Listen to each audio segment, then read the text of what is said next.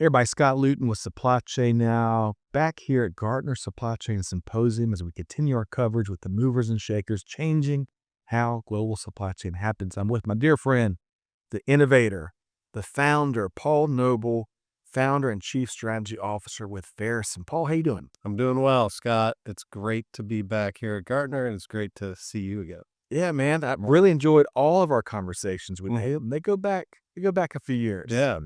And it's been fascinating to watch you and the Verusen team continue to do bigger and bigger things out in the industry. We're going to touch on that here in a second. But before we get there, we got to talk about, and with my fun warm-up question, I'm well known for putting out there, Cleveland sports. That's your hometown, right? It is my old town. Cleveland, Ohio. Love it. Now, let me ask you a question.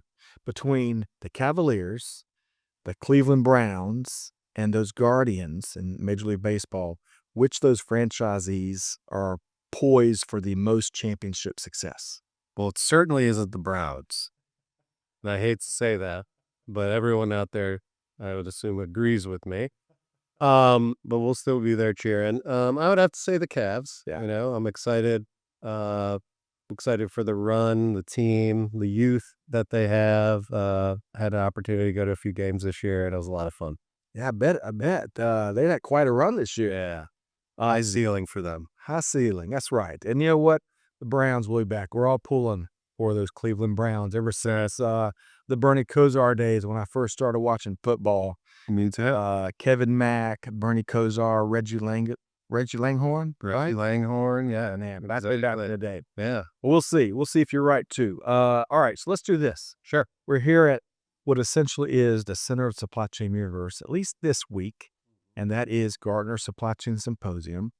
What are a couple of key themes that really stick out to you so far here this week? Yeah, I think timing's great with the level of uncertainty that both, you know, software providers, service providers, organization practitioners, and the analysts at Gartner are seeing out there, right? A lot of unpredictability, coming after Liberation Day, and the opportunity that we're seeing and hearing about is, what can you do? And we'll talk a little bit about this. I wrote about this recently in Forbes is, don't wait for the next thing, right? Right. So that's certainly dominating a lot of the messaging and the sessions that we've been a part of, but it really goes back to being consistent and doing these things before you're thrust into this uncertainty. And I think a lot of that is central around certainly AI and how different organizations are adopting agents and things to help support their customers, eliminate some of that uncertainty that is always going to be there in supply chain teams. It's coming out of our ears, right? Yeah, Tell you what. But you make a great point. We're in a unique position, an exciting position, despite all the disruption and turmoil, uncertainty, to really predict the future and look around corners. And it's not just a nice to have. Organizations, by and large, are leaning more and investing more in that capability. Yeah. And that is a great, great thing. One of the things I heard, I'll see if you've heard as well. I've spoken to more people, dozens of people have kind of touched on this theme, where they appreciate these types of senior leadership conferences where they can meet with their peers, whether they're practitioners out there fighting a good fight or offering services, you name it. And they're comparing notes on how each of their organizations handle the challenges, unique, old, new, common, you name it. Yeah. Have you seen a lot of that too? Yeah, supply chain in general, it takes a village, right? Yeah. And so you're, whether it's your peers internally, your suppliers externally, other peer group members, certainly analysts that are hearing and seeing things. It's, you got to absorb all of that information to be able to effectively make the right decisions for your own personal organization. That's right. Helps cut down on those blind spots. Yeah. Make more informed decisions faster. And then you sprinkle in some technology like I know Verusen provides. And move even faster. For sure. And have a better sense of where you're headed. We're all nodes in the global supply chain network. Right. We need t-shirts or something. All right. I like that. We'll make them up. So you referenced, you've been writing some great stuff out there. Forbes is one of the publications. I came across your most recent article. AI offers a successful path forward. And now, when you write about AI, you're talking about the real stuff, not the lip service that's out there out in the marketplace. Give us a couple key takeaways from what you share. Yeah, I think there's, uh, for years we've been talking about the future of supply chain being, intelligent plugins that can connect systems of record and allow them to be systems of transaction and complement that. And so I think we're seeing that evolution thrust into, agentic solutions that do a lot of repetitive and manual things that lead to uncertainty when you're in an environment like you are today. Yep. So I think that is the big thing, is that's going to continue. The Again, can't wait. It's about what you're doing to prepare for the next one now, and having a strategy that allows you to automate high value parts of your supply chain, whether that's logistics, whether that's finished goods and direct materials, or where we play in MRO. That is very transactional. Supply chain is built for AI, and again, it's going to be really interesting to see how we respond from this one. And that's really what the piece was about. Is yes, tariffs are a big thing, but don't go to your suppliers asking you know all about this moment. Right. Talk about forging those long-term partnerships that help you be less reactive when you're in your day-to-day and planning environment, as well as when some black swan event happens. Yeah. And if there's anything we're promised in this life, it's especially in the supply chain life, it's more and more disruption, right? Yeah, yeah, And I want to pick up on one of the points you made because that's been another common theme from a lot of our discussions here. yeah. Is not scenario planning for the next contingency or the very next scenario. Um, it's the next 3,000 if then statements, Sure, right? sure. You be prepared for the next one, but there's 27 more based on kind of how that plays out when you Yeah, be prepared for it. You're here and doing a lot of this too. sure. Yeah, absolutely. I think the level of transparency you're starting to see with supply chain solutions across the board, including ours, is really helpful. I think a lot of traditional supply chain, a lot of even traditional AI was considered black box. Right. That's going away. You're going to know what agents are looking at, things that they're doing, and be able to have full transparency so you can, the agents become the super users, and it empowers your people today to make strategic decisions and collaborate with one another internally and externally. I love it. Yeah. I love it. And all of that, what you shared there, means really good things for that precious human component in our global supply chains, right? Making their days easier, putting them in position to be more successful, faster, and solving a lot of the ills, solving it at root cause. So we're not solving the same problem Right. every day of the 5 day, sometimes 6 day work week. Yeah, exactly. Hopefully less of the 6 day work. Right. That's right. All right. So let's do this. I got a rhetorical question for you, Paul. Okay. And I bet this one might sound familiar. Let's see. Sure.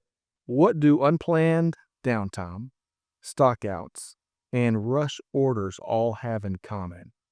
Stop me if you've heard this one before. They're annoying, they're disruptive, and they're really expensive, right?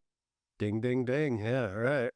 I'm sure you're living this life. Yeah, a lot of your customers. We are. Yeah. So I want to ask you, you alluded to what Verusen does. Yeah. How is Verusen helping organizations avoid all those really expensive, disruptive things?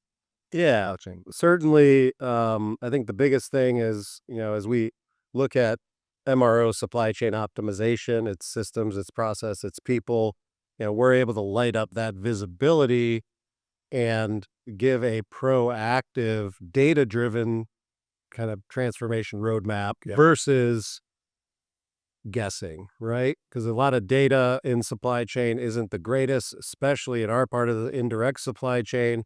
And so by building that trust to give, the right data that they can inform and interact with, and transfer some of that knowledge to the system and build, again, not to throw too many buzzwords in, a more resilient strategy Right. that they can work with their counterparts internally, and externally, so that, they're not surprised. They can pull the right levers for cost effective decisioning, but also weighing that against risk. Yeah. And I think that's the big thing, so that you're not surprised, reacting, and that's the big change we're seeing, and empowering our customers and partners with. Yeah. And I want to follow up on something on what you put out there because it's come up in a lot of our previous conversations and in these shows and live streams and stuff.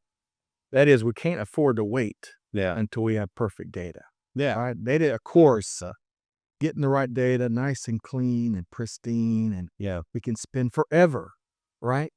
Getting there, but we can't afford to wait until we have all that, right? Yeah. It's like, again, like chasing world peace, right? And every organization's gone through it. We are believers that it's uh better data is always better, but it really is with a lot of the, solutions you see here, ours included.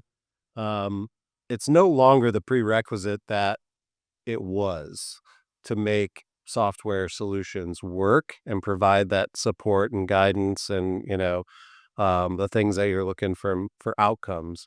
Now, with that said, you know, there are elements of it that you really can wrap your arms around and can help drive, things that are typically projects or multi-year types of efforts, that you can do it much faster.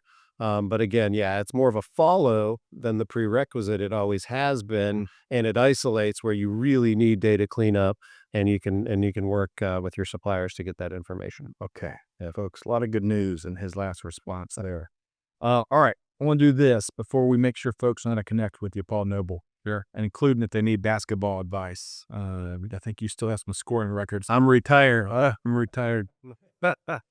He's not, folks. Stay tuned. We'll make sure that happens. All right. So you hang out with a bunch of you talk with, you work with a lot of procurement leaders out there, especially those folks that are doing procurement and sourcing a lot different in very forward-looking ways. All right, and here in 2025. Um, what is one? You had a eureka moment you've had rubbing elbows and working with these procurement domos. Yeah, I think the big, love working with our, procurement personas and leaders across our customer base, and they've been, starting with the pandemic, put into a more strategic position, right? So I think any procurement person watching this out there, you be the stakeholder internally, right? It's really all about supply, and you're there to help align the different parts of your organization across maintenance and manufacturing ops and finance to say, hey, this is our strategy, this is how we can do it. And I think that's more prevalent than ever, from a procurement perspective, that not only coordinates that internally, but is really the front lines to be coordinating that externally with the supply base and make sure you're securing the right supply for your organization, regardless if it's indirect, direct, or other services. I like it. Yeah, They've got the spotlight. Now they got to do something with it, right? that's right. Like the rest of the globals. Yeah, Shane. Yeah, it's for years. The spotlight and the budget now, right? That's right. So All right, we're gonna wrap here. I want to make sure, folks, your MRO, your maintenance repair operations, massive opportunity. And I bet Paul Noble would love to talk with you about that. And he'd be one heck of addition to your network. So, Paul, whether folks want to talk MRO, whether they want to lean into ways that AI can help them boldly and successfully navigate these very challenging times, or if they want to figure out how to hit a beautiful outside three shot from deep, how can they reach you? all right, so I'm Paul at Verusen.com, at Paul J. Noble, on X, and then the organization, Verusen.com. You can reach out to us, as well as at Verusen AI on all the social handles. And we'd love to speak with you and talk to you about the outcomes that matter. Outstanding, outstanding. Paul Noble, founder and chief strategy officer with Verusen. make sure you reach out to Paul, fellow Atlantan doing big things in global supply chain. Thank you, sir. Yeah, appreciate it. All right, folks. Hopefully you enjoyed this conversation as much as I have. Stick around as we continue our coverage here at the place to be in global supply chain, Gartner Supply Chain Symposium. You can find all of our interviews, including Paul's and Paul's previous interviews, at supplychainnow.com or over on our YouTube channel.